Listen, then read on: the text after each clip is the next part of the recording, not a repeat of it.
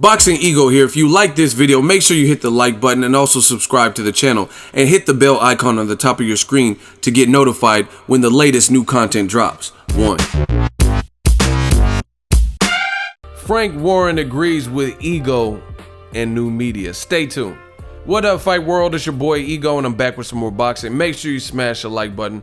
Also subscribe to the channel for the latest and greatest in boxing. If you want to become part of the gang, notification gang, please hit the bell icon. Shout out to the super chats, channel donations, the Venmo donations, and the Patreon family. We working. Now, right now I'm on Frank Warren's official website, frankwarren.com. He has some upcoming fights, some fights that should get announced soon, hint, hint. And he has a column that he wrote, or says he wrote, Tyson happy to walk on the Wilder side. It's pretty lengthy. I'm not going to read the whole thing. And it's the picture from when they had the face-off together. It says, by Frank Warren. And let's just read some of it. Tyson Fury had absolutely no hesitation in agreeing to do what the great fighters do. That is to readily accept the challenge of taking on the best out there in the biggest fight there is to be made. Jumping back in the deep end against the unbeaten WBC heavyweight champion Deontay Wilder just 2 fights into his comeback after some 2.5 years out of the ring speaks volumes for the man and the competitor inside of him. Right? He goes on to say, it is a big leap of faith and quality. Make no mistake, but Tyson's mindset has altered since he was first planning his return. He hasn't been the most active fighter over the years anyway, and he probably needs the motivation of a fight that will capture the imagination of the public. The public, I am sure, will be right behind him in his bid to add the WBC belt to his collection and begin a second reign as heavyweight champion of the world. It's just a pity that some people in the business find the need to cast doubt on the validity of his intentions, which is to do what the great fighters of yesteryear used to do on a regular basis. The best heavyweights used to fight the best over and over again in some cases, and the fight fans would accept nothing less from these true lords of the ring. Perhaps the thinking behind the attempt to muddy the waters of Tyson's tilt at the current top dog of the division is to deflect attention away from the fact that it is a fight their man Anthony Joshua wanted no part of, despite all the typical bluster insisting otherwise. New media. Look. Barry Hearn pretty much gave the game away last week when he confessed that his preference would be to wait for 2 more years before Anthony Joshua takes a walk on the Wilder side. By then, Wilder will be nudging 35 and the Team Joshua coffers will be swollen by the proceeds of another 6 or so safer options.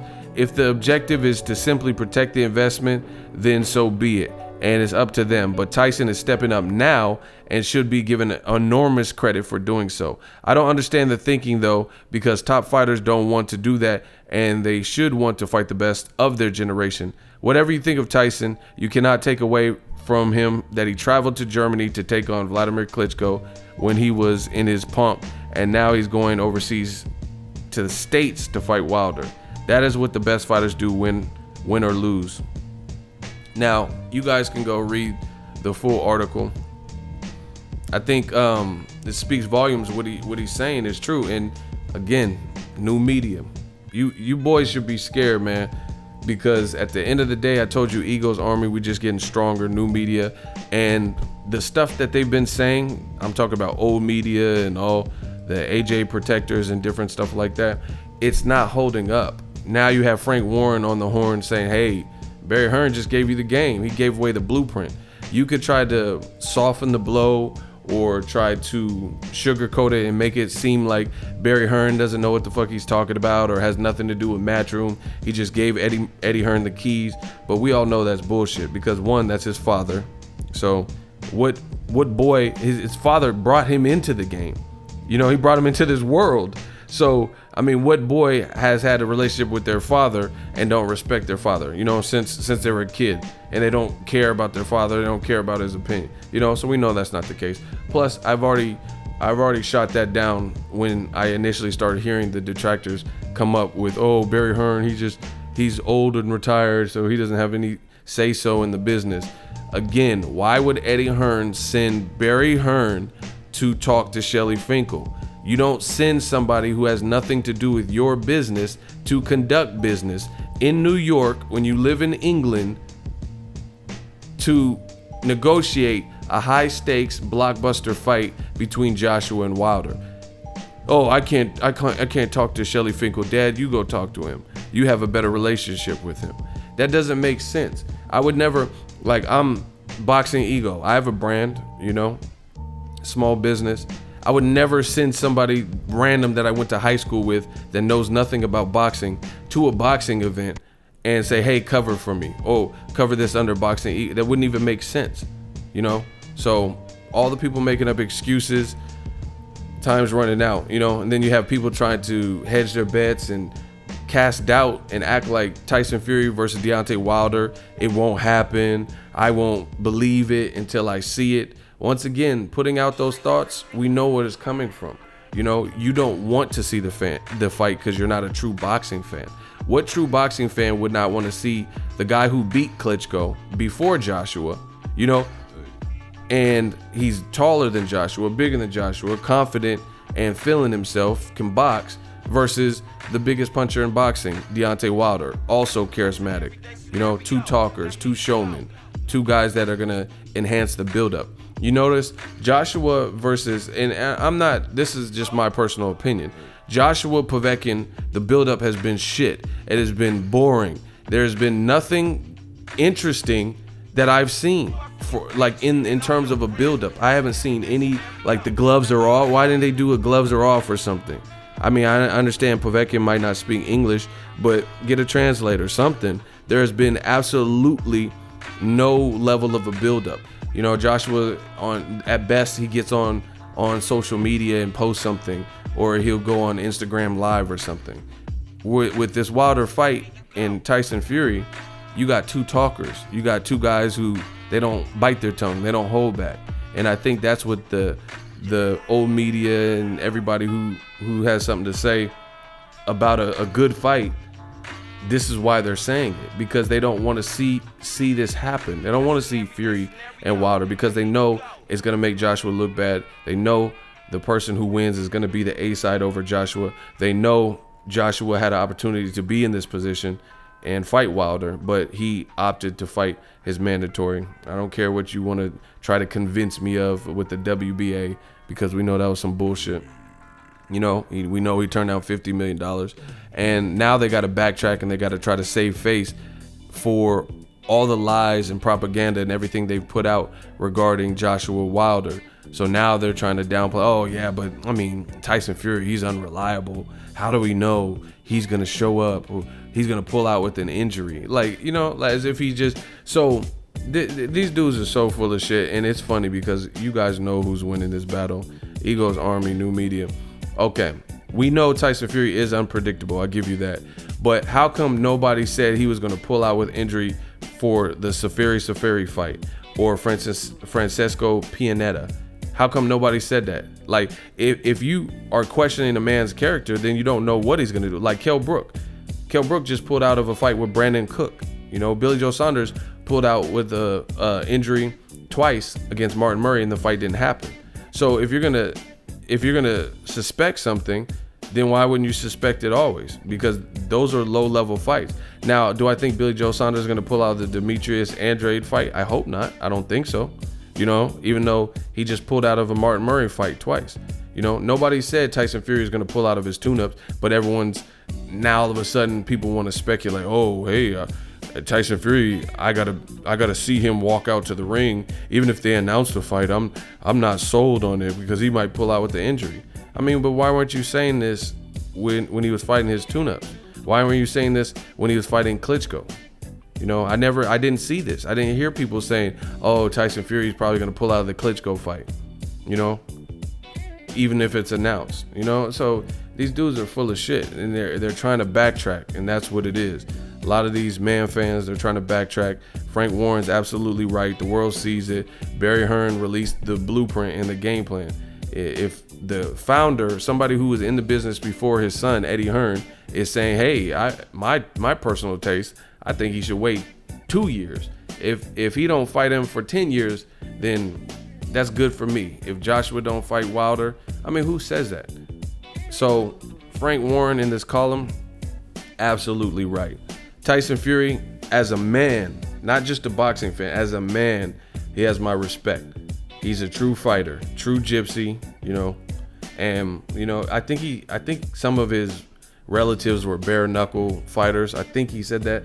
So you could tell, it's in his blood, the fighter blood. I mean, he's named after a fighter, Mike Tyson, in case you guys didn't know. That's how he got his first name. So you could tell he's from a fight family because of his attitude. He doesn't have to do this. He interjected himself in the conversation. He said, I'm going to step up and don't get it twisted. He's going to get a nice paycheck from this whole thing, but still, it's his career. He doesn't have to fight a massive puncher right now. Nobody was expecting that of him. They were expecting it of Joshua, who had been more active and who has the belts currently, So for him to step up and interject his name in the conversation and attempt this, we got to give him credit. This is no like Kell Brook jumping up 2 weight classes to fight Golovkin. This is 2 guys in the same division. But again, Tyson Fury, if he wanted to, if he didn't have this competitive streak, and some guys, they need that. I've seen guys like this where they just need challenges. They need people to doubt them and count them out, and that's when you see them at their best. The Klitschko fight, that was the first point for Tyson Fury, where he was really an underdog. People are like, oh man, I thought Klitschko was gonna win. To be honest, I don't think I did a 7 reasons or anything, but I thought Klitschko would beat him. So he likes that, and it seems like he's fueled by that. But he didn't have to do this at this point. He could have just continued fighting tune-ups and then start talking shit about guys when he was ready. But he interjected himself. So as a man, he has my respect for chasing greatness. Win, lose, or draw. And high risk, high reward though. If he beats Wilder, then you got a belt. And on top of that, you got a shitload of money. You can set up a rematch, and you defied the odds. You're like, wow, we thought Wilder was gonna knock you out, and you beat him. Crazy. We thought Klitschko was gonna knock you out, and then you beat him. So he's chasing greatness. Anthony Joshua, with what he's doing, he's a good fighter, good athlete, but it's not the same what he's doing with his career, and he's getting a lot of flack and turning some of his own fans away from him based on these actions. Like, just even when Anthony Joshua talks, to be honest, like the men in the suit in me, like a lot of fighters don't talk like. I'm around fighters all the time. I know a lot of fighters, and they're like, man, you mention someone in their division, I'll fuck him up. That's easy work. That's how they talk. They're not like, oh, the man in the suit wants me to fuck him up. Or no, the fighter in that's it. They're not like, the fighter in me wants to fuck him up. Easy work. But the man in the suit wants me to wait 2 years for that fight and let it marinate. Then fighters that I know, at least, they're not talking like that. They don't say like, the man in the suit doesn't want me to fight him. Like, they're like Wilder. Just look at Wilder's split personalities. Joshua's, his alias is a businessman. He's told you that. He says, the fighter in me is like, yeah, Wembley, but the man in the suit is this. Look at Wilder's split personality. He's regular Wilder, family man, brother's keeper. And then his alias is the Bronze Bomber, a guy who wants to catch a body and wants to hurt you in that ring and dance and laugh and have a highlight reel fucking knockout. So it says volumes. Joshua's alias is the man in the suit. Wilder's alias is a serial killer. You know what I mean? Not literally, but he wants to. I'm so frustrated. I want to catch me a body. Let me know what you guys think. I agree wholeheartedly with this article, and I give props to Tyson Fury for walking on the Wilder side. Very good write-up. And yet and still, you have people still doubtful for the fight happens. Like I said, we need to establish as boxing fans some level of metric, like how they have for prisoners and stuff, 3 strikes you're out. What is the consequence when Eddie Hearn always gets it right? Are we gonna not tune into his next bout? If it's a YouTube channel and they're always wrong. Like, what happens? You get wrong on the same subject 5 times in a row. You have to shut your channel down, or you have to take 2 weeks off. Like, we need some type of like justice, or at least justice from the fans. Like, you guys know who's telling the truth and feeding propaganda versus feeding you guys reliable information. You know, people, oh, the fight's not gonna happen. Fight. Everyone on the side of it happening is saying it's still gonna happen, yet you have people doubting it and acting like they doubt it, but they're too chicken shit to come out and fully place their bets on it. Like, I know the games that they play. Like, they'll do something like title the video, oh, what's taking so long for Fury and Wilder to be announced, right? And then if you listen to it, it'll be something like, hey, what's taking? Frank Warren said it was going to be announced on, June 1st or whatever, 4 weeks ago. What's taking so long? And they're trying to do what new media does, but it doesn't work. New media, like, we did the same thing with the WBA, because they interjected in the Wilder Joshua negotiations and said you have 24 hours to sign the Povetkin fight and get that fight announced and stuff. So yeah, we put it on a timer, like, yo, this is a long 24 hours. But that's what they're trying to do. They're trying to flip it and make it look the same. But Frank Warren just said, oh, we'll have more information next week. But there's a lot of changes that are going on at least on Wilder's side. Premier Boxing Champs just did an exclusive deal. Their East Coast venue is Barclays. That's the venue that they're going to be using, I guess, for all the fights, right? They have Al Heyman has this Showtime deal, 3-year deal sewed up, and then he also has a deal with Fox and its affiliates. So lots going on behind the scenes. There is, there's, in making a mega fight, super fight, there's other things that have to be considered. But take your pick. What's the point of titling a video and speculating and making it like you believe the fight won't happen? Wilder versus Fury. Oh, what's taking so long? But then also being like, hey, I'm not saying it won't happen, but then you're not even, what are you really saying then? What's the point of making a video and challenging it, but then you're not challenging it because you're too chicken shit to just all the way say, hey, it's not gonna happen. I don't believe it. Bullshit. That's what the game is missing. People are missing their nuts. They're missing balls. Like, they won't just outright say it, but they're gonna speculate, and everything, all their content is gonna be like, oh, hey, how do we know the fight's gonna happen? Oh, I gotta see it to believe it. But then you're like, hey, so you don't think it'll happen? Hey, I didn't say that. Then what are you saying? Shout out to Frank Warren. Shout out to Tyson Fury, walking on the Wilder side. Make sure you smash the like button as always. Hate, comment, and subscribe. Till next video is Ego signing off.